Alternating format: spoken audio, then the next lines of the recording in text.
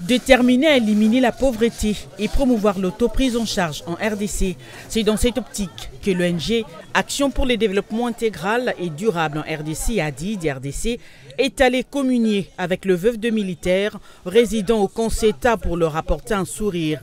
Absente du pays, la présidente de cette ONG, Mme Julie Pembe, s'est fait représenter par son vice-président René Mzesoké, qui a conduit la délégation en vue de déposer quelques denrées alimentaires à l'endroit d'une cinquantaine de familles. Nous avons un message. D'abord, nous travaillons avec le ministère du Genre. Nous venons d'avoir l'avis favorable il n'y a même pas 2 mois.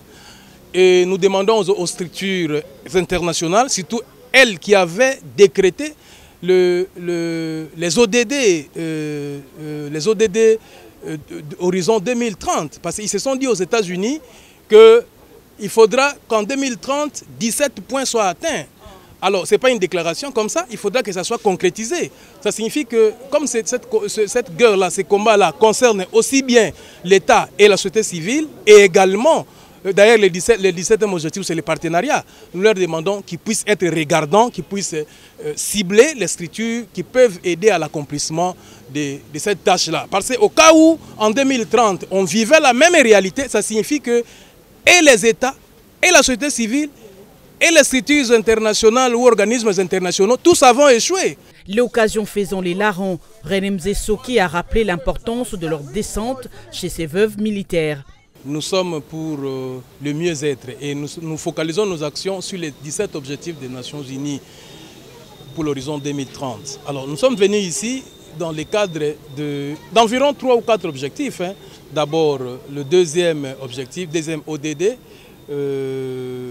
élimination de la faim, le genre au 5e objectif, et puis la santé par rapport à la sensibilisation en rapport avec le Covid-19. Nous sommes venus festoyer, disons, l'anniversaire du 16 janvier dans le cadre de ceux qui sont morts, les militaires qui sont morts, et nous avons pensé à leurs épouses qui sont des veuves pour que nous les assistions en termes d'un petit repas. De leur côté, la présidente de la structure de femmes veuves des militaires a salué la main sur le cœur cet acte de générosité dont elles sont bénéficiaires. En tout cas, tous les sengomakas c'est au sepeli penda pour te mbaliboso penda to moni ke boye ko sunga biso ba mama veuve vende to fa na kati ya kanseta. Tous les sengomakas c'est au sepeli penda mais ezala kaka mbala boso te mais ezala pe ya sukate que pour continuer kotala biso mbala mbala. L'ONG ADID RDC compte poursuivre ce geste louable dans toute l'étendue de la RDC afin de réaliser tous ces 17 objectifs qu'elle s'est assignés.